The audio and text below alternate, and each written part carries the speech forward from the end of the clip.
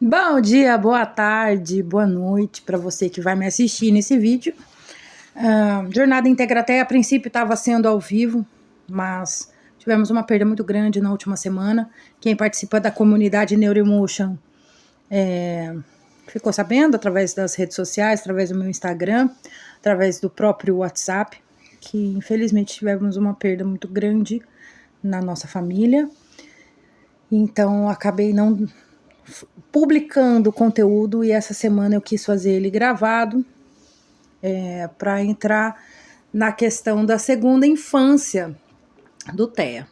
Então, vamos falar hoje sobre segunda infância do TEA e no dia 30/4 vou publicar um novo conteúdo falando sobre a vida adulta, sobre os desafios da vida na adolescência, da vida adulta dentro do transtorno do espectro autista.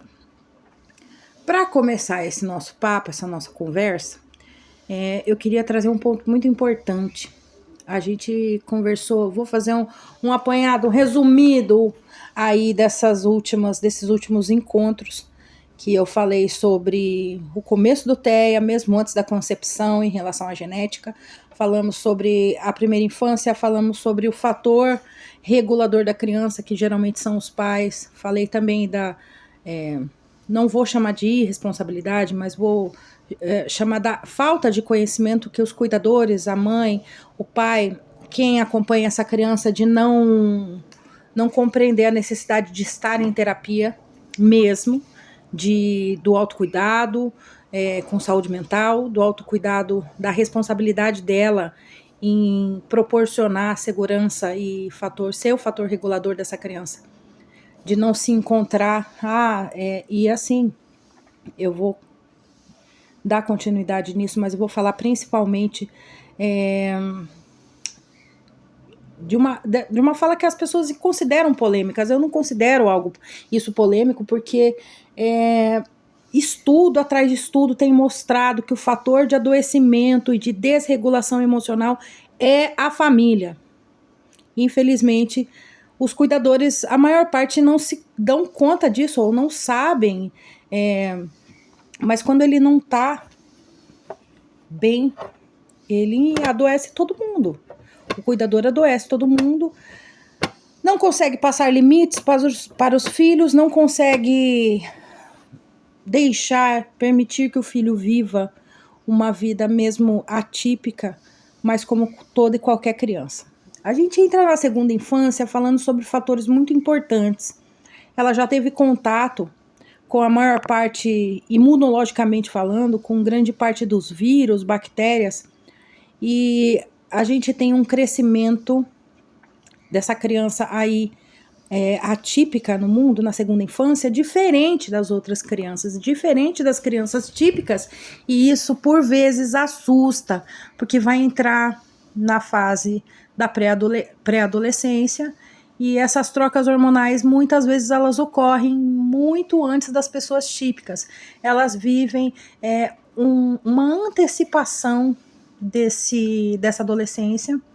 As trocas hormonais acabam ocorrendo e isso prejudica muito o conhecimento dos pais, que acabam se vendo ali sem saber o que fazer, né?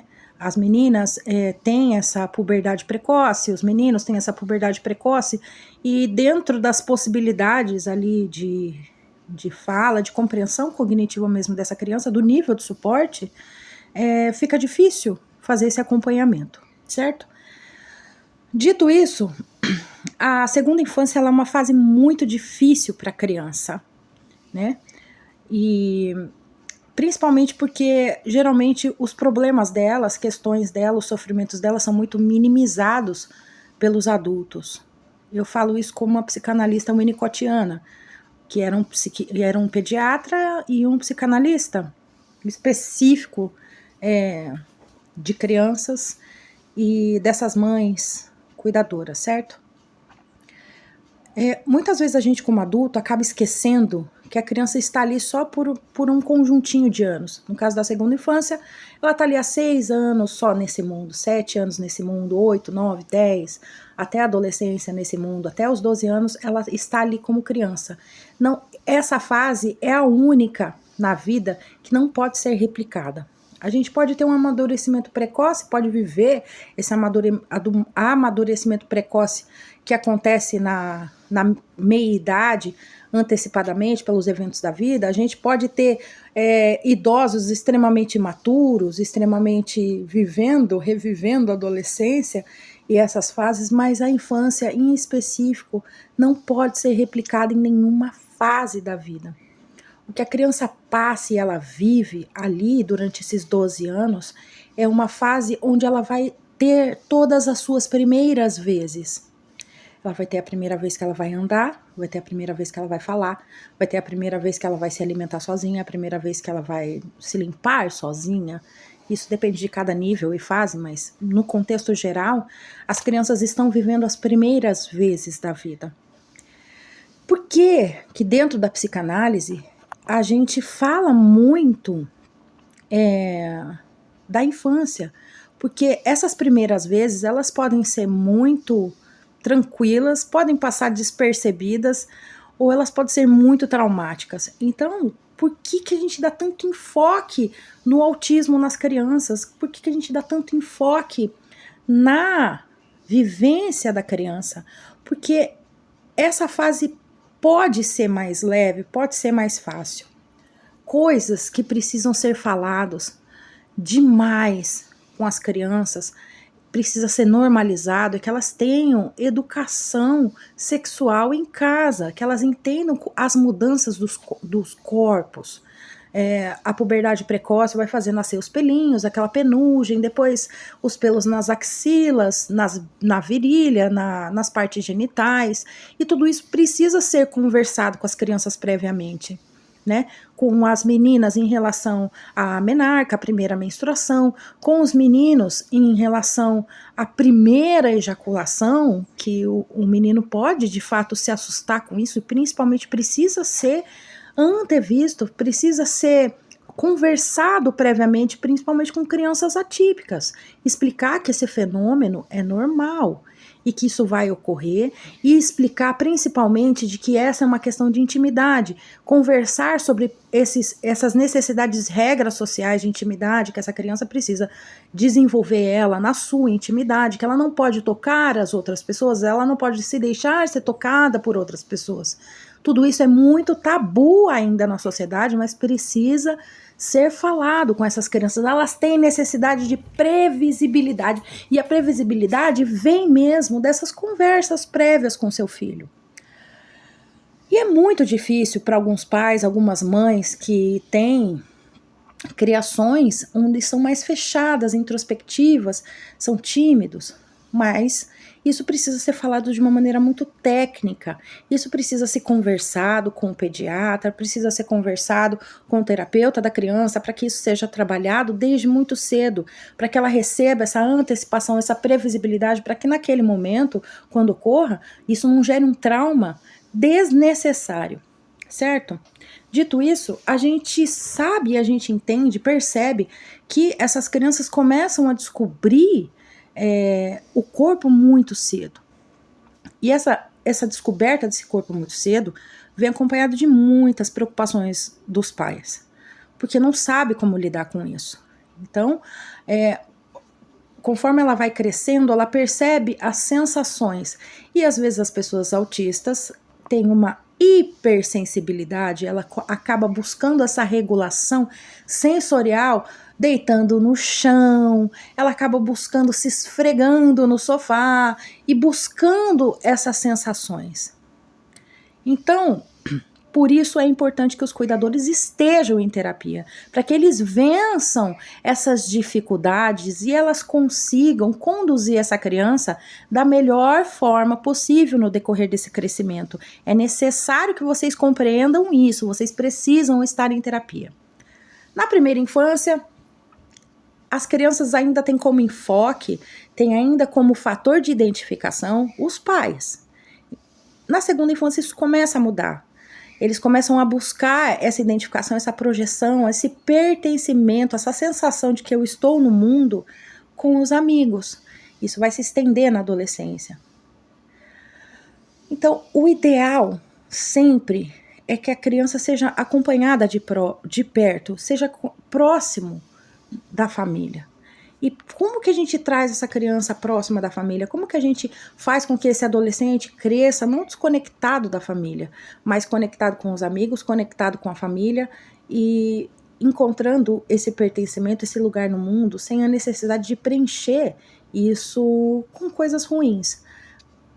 Pessoas que estão no espectro autista, nível 1 de suporte, têm uma tendência a ter mais depressão, a ter mais ansiedade. E às vezes o mundo vai apresentar resoluções muito fáceis para essa criança e que ela vai acompanhar. A gente também vê muitos adultos autistas N1 com dependência química. A gente pode falar de vários atores, como a Courtney Love, vou falar sobre ela, que teve o diagnóstico de autismo e que fez uso de todos os tipos de substâncias. O alcoolismo é muito comum como fator de desinibidor social, de maneira de utilizar para a socialização. Isso é muito pouco falado. Eu quero falar sobre isso, sim, mas eu quero falar sobre isso mais na vida adulta. O que eu quero deixar claro aqui, nesse momento da segunda infância, é que essa criança precisa ser acompanhada de perto. Essa criança precisa ser observada de perto. E este não é um papel da escola, este não é um papel dos terapeutas, esse é um papel de todo pai e toda mãe. E como que a gente faz isso? Ai, Karina, mas eu tenho dificuldade de falar sobre sexualidade, eu tenho dificuldade de falar sobre genitalidade. É por isso, quando você se torna pai, se torna mãe, você precisa pensar em como adquirir e passar essas informações para a criança de uma maneira adequada, de uma maneira técnica, de uma maneira na idade certa, no momento certo, de saber entender essa parte da infância que é necessária, principalmente para crianças atípicas. Elas precisam da previsibilidade, precisam entender o que está acontecendo com o corpo delas. Essas mudanças, o autoconhecimento que o regulador, o cuidador vai trazer para essa criança, faz parte da qualidade de vida dela e vai ser acompanhada e vai ser arrastada por toda a vida dela, certo? Se antes a criança autista, que é a que sai geralmente aí nos panfletos, que sai nas propagandas, né, de Abril Azul, é a criança fofinha, a criança novinha, a criança da segunda infância, ela tá entrando na fase da adolescência, então ela perde aqueles traços da fofura infantil. E muitas vezes essa criança acaba sendo isolada pelos colegas que percebem já que essa criança é diferente. Na maioria das vezes é ali onde começa o bullying, é ali onde aquela criança quer apresentar o hiperfoco para todas as outras crianças e não tem habilidades sociais. Então, as terapias são importantes também para as crianças nessa parte de treino de habilidades sociais, onde a gente tenta tirar essa criança do hiperfoco e apresentar ela para a necessidade dessa interação social. A criança na escola não é só pelo fator intelectual, nenhuma criança. O fator de socialização, o fator de treino de habilidades para a vida toda dela vai estar ali, naquele ambiente escolar. E é importante que os pais, os cuidadores, entendam que o lar é um momento de descanso para essas atividades. Tem alguns pais que acabam inserindo essa criança num contexto de extenuação de terapia. Se para algumas crianças isso é necessário, elas têm comorbidades, elas têm condições coexistentes com o autismo, e é necessário que a gente trabalhe vários eixos de habilidades sociais, música, arte, e a gente coloque ela em várias atividades para que ela consiga se desenvolver. Também é importante que essa criança tenha um momento de ócio.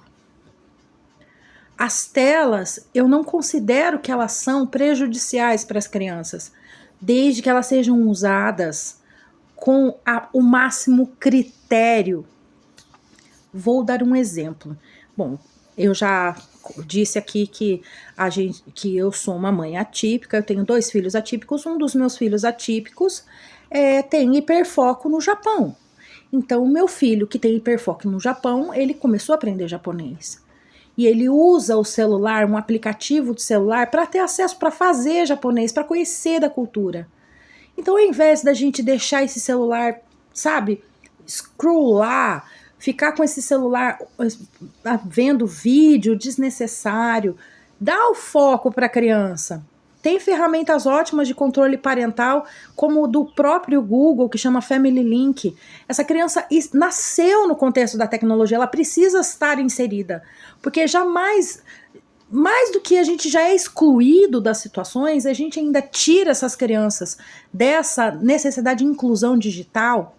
A gente perde a oportunidade de direcionar essas crianças para um uso consciente, para um uso proveitoso, para um uso bom da tecnologia, que é o estudo, que é o desenvolvimento de habilidades, que é o contato social. Temos aí crianças que têm como hiperfoco o Minecraft. Tem um servidor mundial só para pessoas autistas, que são moderados por pais atípicos, e precisa de um questionário. Eu não vou me lembrar o nome, mas eu acho que chama Outcraft, se eu não me engano, esse servidor. Por que não ser o mediador social dessa criança? A gente acabar, eu não vou levar na festa lá, porque, nossa, vai ser ruim, ele vai mexer em tudo. Só que as pessoas estão projetando que a criança precisa se comportar como uma criança típica. E essa criança não é típica, você não é típico. Então, você não é um pai, uma mãe típica, você é uma mãe, um pai de uma criança atípica, que você é a ponte de conexão com o mundo. Até isso qualquer criança, nós pais, nós mães, somos pontes de conexão dessa criança com o mundo. Então, as crianças atípicas, elas precisam que você seja um mediador. Às vezes você vai ter que ser a pessoa que vai sentar com ela no parquinho brincar, que vai entrar na gangorra, que vai entrar dentro das casinhas, que vai pular junto na cama elástica. Você é um mediador. Tudo se trata de treino. Por que as crianças autistas, elas demoram a falar isso quando falam? Porque elas precisam olhar para o outro para repetir esse comportamento. E as crianças autistas, grande parte delas, tem essa dificuldade de observar e de perceber o outro. Ele não tem percepção do que o outro está fazendo. Quando a criança vê a gente falando mamãe, e ela vai e repete mamã, não, é mamãe. A criança autista, ela não tem essa devolutiva. Às vezes ela tá imersa em todas as coisas e ela não consegue focar nisso. Então, esses treinos de habilidades, eles são fundamentais para essa criança crescer e se desenvolver no mundo como uma pessoa adulta, autista, funcional ou com a mínima qualidade de vida. Eu percebo que a maior parte dos pais super protegem essas crianças. E isso é muito mais prejudicial do que você largar o filho, sabe? Porque assim, ser pai, ser mãe, já começa sendo típico ou atípico, é você não projetar os seus desejos, ou o que você deseja, o que você espera, em uma outra pessoa. Nós não temos essa capacidade. Eu, Karina, gostaria de ter sido engenheira. Vou pegar essa pecinha de Lego e vou enfiar lá dentro da cabeça do meu filho. Isso não existe. Então, todas essas projeções, as pessoas que passam por esse luto, mas eu queria que meu filho não fosse autista, o autismo é horrível. O autismo, de fato, ele é difícil, mas ele é uma configuração de fábrica. E se você ficar o tempo todo pensando o quanto ele é horrível, ao invés de tentar encontrar maneiras de incluir seu filho nessa vida, de proporcionar qualidade de vida, as crianças precisam ser incentivadas desde cedo a aprenderem a ter autonomia, a conseguirem ir ao banheiro. Isso, gente, eu falo para vocês em relação a nível 1, nível 2, nível 3. Porque a gente sabe que o maior medo de todo pai, toda mãe atípica é quando a gente partir, o que vai ser dessa criança. E a gente tem que preparar os filhos da gente, acreditar que o filho da gente vai conseguir minimamente fazer aquilo que é necessário para que ele esteja em segurança.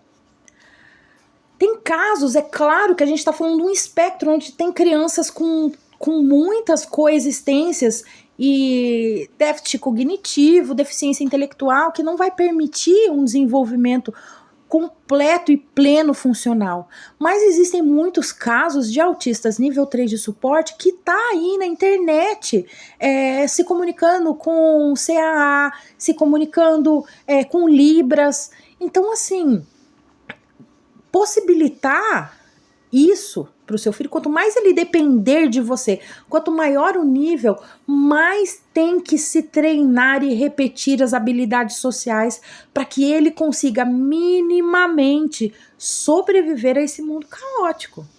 O mundo não vai modificar para a gente.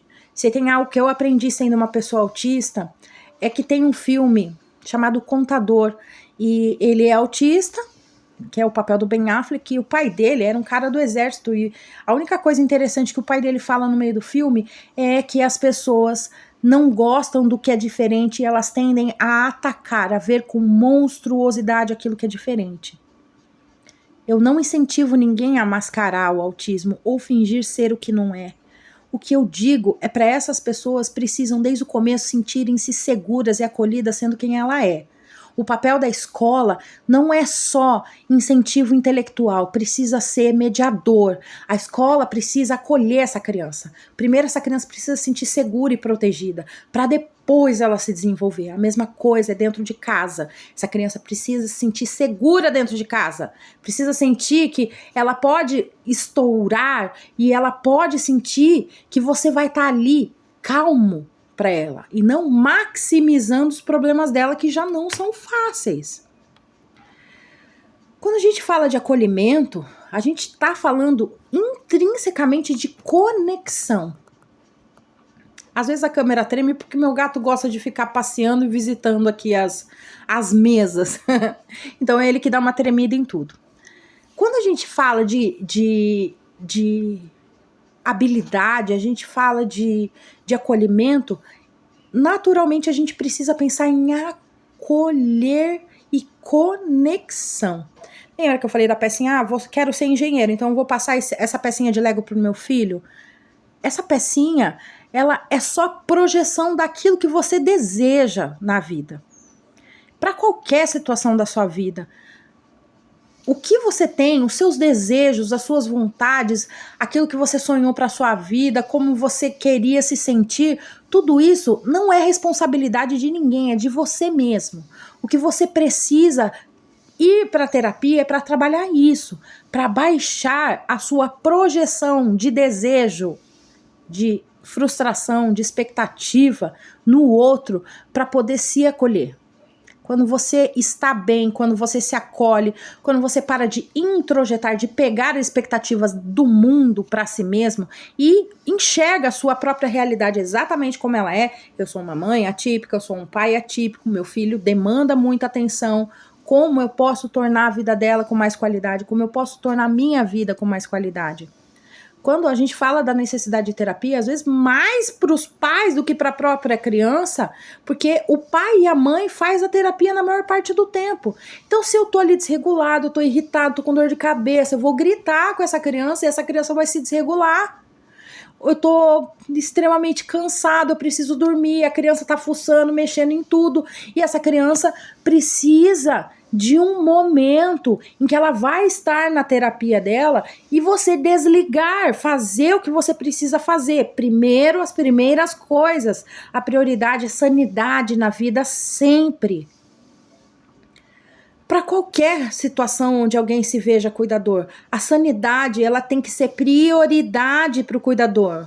Enquanto a sanidade não for vista como prioridade, essa criança em fase escolar que pode sofrer bullying, exclusão social, essa mãe vai sofrer junto e todo esse sofrimento vai ser projetado na criança, sem necessidade. Essa criança precisa ser acolhida em casa. Se ela não é acolhida na escola, a mãe precisa estar forte o suficiente para poder brigar por esses direitos. Só que muitas vezes essa mãe tá cansada, tá exausta, fala, poxa, mas é caro terapia, poxa, sabe, gente, a gente precisa entender que isso não é um luxo, terapia não é luxo, nós somos o país mais ansioso do mundo. As crianças estão ansiosas porque a gente está projetando todas as nossas frustrações, medos, incertezas nas crianças. Então, falando de segunda infância, é onde essa criança vai querer a identificação, vai querer o carinho do outro, o afeto do outro. E às vezes ela não vai receber isso. A casa, a família é fator de regulação. Ela precisa se sentir segura e acolhida ali. Então, a segunda infância, a criança começa a desconectar um pouquinho e ela precisa estar minimamente pronta e se sentindo acolhido nessa vida para ela poder sair de casa, sentir segura. Certo? Tudo isso que eu tô falando para vocês tem estudo de nível 3 de suporte que recebe acolhimento, afeto, que tem famílias que conseguem treinar habilidades emocionais, sociais, em que essa criança já não... Porque assim, a gente fala mas como... Sabe, eu acho difícil tocar nesses temas porque o espectro ele é muito grande. Mas quando a gente fala, essa criança bate nas outras crianças...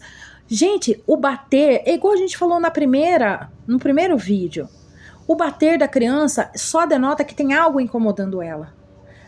Primeira coisa que a gente tem que ver, essa criança tem sensibilidade auditiva? Essa criança tem sensibilidade tátil? Essa criança tem sensibilidade sensorial? A gente vê como ela está se sentindo para tornar, primeiramente, ela ficar confortável. Conforto, som, uma escola, muita criança falando, muita criança gritando e correndo, cheiros diferentes, luzes piscando. Como a gente adapta essa criança primeiro? Não é colocando na sala de aula e falando, oi querido, tudo bem? Seja muito bem-vindo. Primeiro, essa criança precisa de um professor de apoio. Não tem professor de apoio. Peça para que vá, nem que seja uma inspetora para ficar com eles. Porque a gente falando da realidade do nosso país é essa. A prefeitura não vai. Briga então para que ele tenha um acompanhante terapêutico lá na escola. 2. Quais as necessidades? Você tem que saber as necessidades de suporte do seu filho. Ele tem hipersensibilidade sensorial, ele tem, não gosta do paladar, ele tem sensibilidade auditiva. Você precisa saber o que fazer para tornar a vida confortável para ele, porque senão ele vai ficar o tempo todo irritado. Ninguém consegue aprender, se desenvolver com dor, irritado. Isso, qualquer pessoa tenta assistir uma palestra na sua vida com dor de ouvido, dor de dente ou de cabeça. Não tem como, porque você está incomodado, o foco está ali dentro. Essa é a origem da agressividade no autismo. Ele está sendo incomodado, ele precisa estar confortável. Se ele estiver confortável, ele consegue aprender habilidades sociais. E às vezes o conforto dessa criança vem com medicamento também. Mas ele é muito pequeno. Gente, vocês conseguem imaginar vocês estarem com uma dor de dente e vocês falarem, olha, agora você vai trabalhar sem poder tomar remédio. Entendam que não tem como, às vezes, ficar sem medicamento. Não tem como, porque é uma dor de dente, uma dor de ouvido, não é uma coceirinha. Às vezes, o nível de suporte daquela criança é um nível de desconforto muito grande. Então, a gente precisa, desde o começo, ver quais são as necessidades de adaptação dessa criança, proporcionar uso de fone, uso de óculos de sol, fidget toys, para que ela possa se estimular tatilmente. Também vem a dessensibilização desse nariz, lavagem com soro nasal de acordo com o que for possível. Enfim, adaptação das comidas, tudo isso dá para fazer, tem muito recurso hoje. Mas ele só come salgadinho. Se não tivesse sido apresentado a primeira vez o salgadinho, ele não comeria só isso. Ele poderia comer só arroz e frango, arroz e carne moída, arroz e alface, textura crocante com a textura mole. Então tudo isso, antes de contaminar essa criança, os pais precisam entender. Recebeu o diagnóstico do seu filho de autismo? Vai para terapia você. Vai para terapia você para aprender tudo sobre o autismo.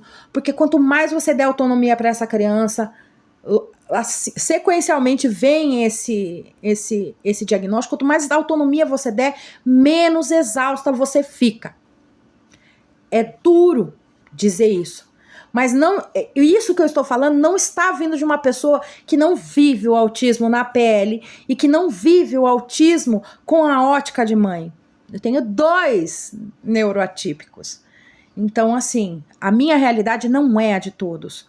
Eu tenho plena ciência disso. O que eu falo pra vocês é que se vocês querem que o filho de vocês tenha uma chance no futuro, se vocês querem que essa segunda infância, que essa criança consiga se desenvolver de uma maneira plena, que ela tenha a possibilidade de estar minimamente confortável, é questão de dignidade humana isso.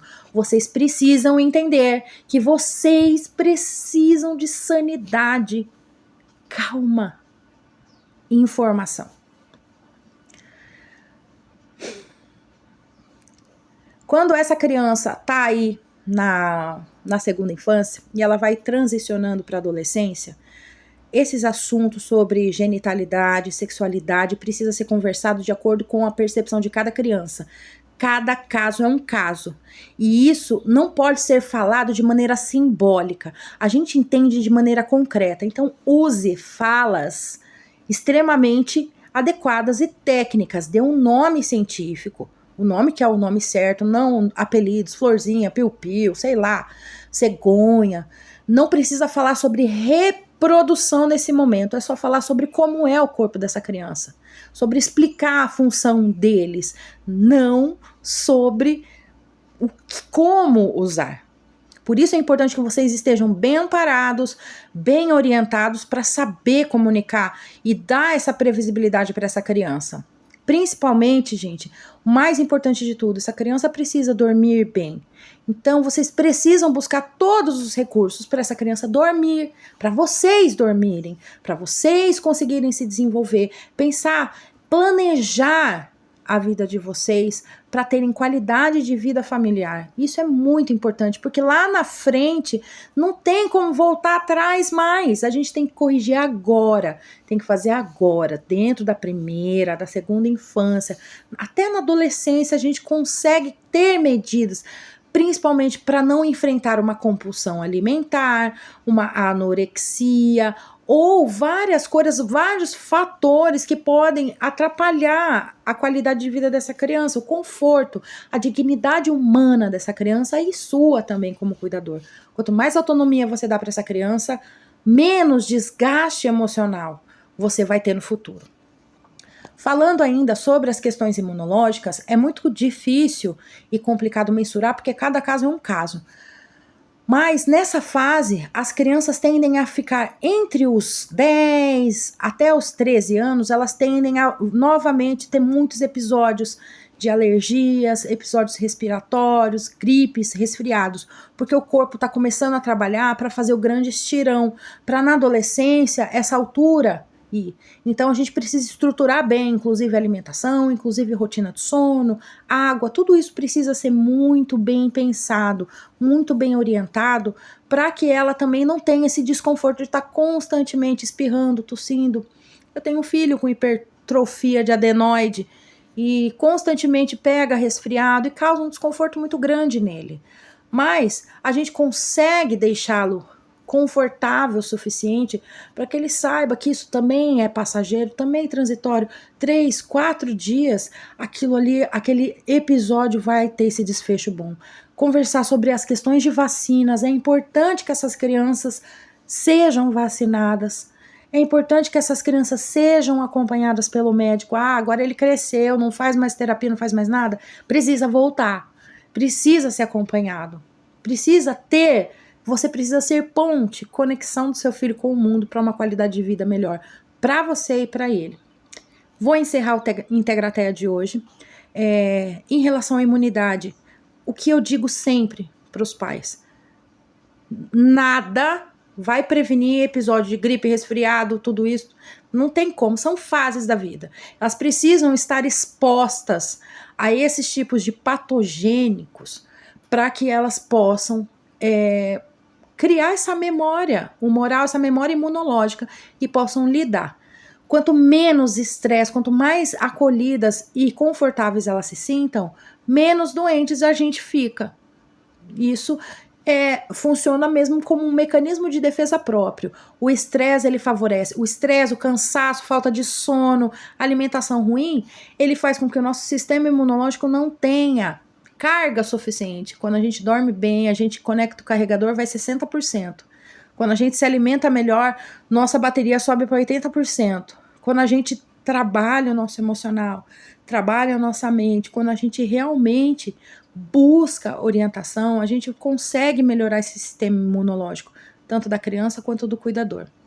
Então não tem muito o que fazer, além de vacinar, essa criança ter uma rotina de sono adequada, essa criança ter uma alimentação dentro do limite da própria seletividade, que ela possa se alimentar e ter uma diversidade de coisas para ela comer. Tente coisas novas, tente ideias. Eu sei que vocês pensam em tudo, em substituições, em comidinhas saudáveis fake food. As fake food são ótimas, que é o hambúrguer de beterraba com grão de bico e soja. Tem muita coisa na internet. Usem a tecnologia a favor de vocês e do filho de vocês. Celular sem critério é como você deixar seu filho solto na rua, só que pior, com todos os tubarões cruéis e maldosos de olho nele, sabendo onde ele tá. A dica de hoje é essa. A primeira infância ainda tem o fator de identificação dos pais. Chega na segunda infância, eles vão buscar mais os amiguinhos. Trate o seu filho mesmo, possibilite que ele tenha essas interações. Não queira que ele não tenha frustrações na vida. Não deixe de falar não para o seu filho. Ensine ele a lidar com o não, a não ganhar sempre. Quanto mais cedo ele ter tolerância para as frustrações, menos ele vai sofrer no decorrer da vida dele. A superproteção, no caso de crianças atípicas, é muito ruim e perigosa, porque essa criança, quando ela estiver sozinha, ela vai se sentir extremamente insegura, porque o mundo não vai mudar pela gente, mas a gente precisa estar pronto para ele. E nós, pais, nós mães, falando como mãe, a gente precisa ensiná-los sobre isso. O próximo papo Integrateia, o próximo papo do Eu Te Acolho, vai ser sobre a questão efetiva da adolescência, a questão efetiva da vida adulta, quando a gente começa a entender que a gente não é mais colado no nosso pai e na nossa mãe, como os hormônios funcionam diferentes, como é a maturidade emocional dentro de uma pessoa com transtorno do espectro autista, como as comorbidades tendem a piorar, como a adolescência pode ser difícil, mas também como ela pode ser um pouquinho mais fácil. Combinado? Eu conto com vocês. Eu agradeço muito a todos que têm me seguido. Eu tenho falado muito sobre a importância de seguir profissionais de saúde mental, de médicos, enfermeiros, profissionais, psicólogos que falam sobre o autismo. Eu acho que não tem ninguém com mais legitimidade para falar sobre isso do que a gente. Eu, nem como mãe atípica, teria tanta legitimidade para falar sobre autismo, e eu percebo que a gente precisa escutar os nossos filhos, a gente precisa escutar as pessoas que vivem na pele mesmo. Às vezes os profissionais, eles têm uma ótica extremamente técnica, estudaram, leram tudo. Mas é isso daqui que tem a diferença toda. Sigam, fomentem profissionais autistas, acompanhem eles nas redes sociais, curtam, ajuda mesmo esses profissionais, me ajudem a estar aqui falando sobre autismo, a falar sobre vários quesitos na vida, e que essa voz de Alice no País do Autismo, que voz de Autizando, que voz de Carol no mundo atípico possa ecoar mais no mundo, sabe? Para que seja desmistificado de que a gente não tem capacidade de falar sobre nós mesmos, sobre autismo, ou de saber exatamente sobre aquilo que a gente vive na pele. É contraditório essa invalidação que as pessoas dão pra gente que é autista falando sobre autismo, né? Até as próprias, infelizmente, mães atípicas acabam invalidando a gente. Não seja essa pessoa. Fomente sim conteúdo de pessoas autistas. Tem no meu perfil @DRA Karina Razzu, RAZZU, que tem na descrição aqui do nosso canal. Eu posto sempre sobre outros autistas falando sobre autismo e até sobre temas diversos. O Deco Machado, que é um humorista sensacional falando sobre autismo. E eu conto com vocês, não só nesse abril azul que está acabando, mas durante todo o ano, para que a gente possa continuar falando, para que ano que vem a gente veja um mundo melhor, não só para nós como mães, mas para todos os autistas que estão vindo e que virão nesse mundo. Muito obrigada, até a próxima.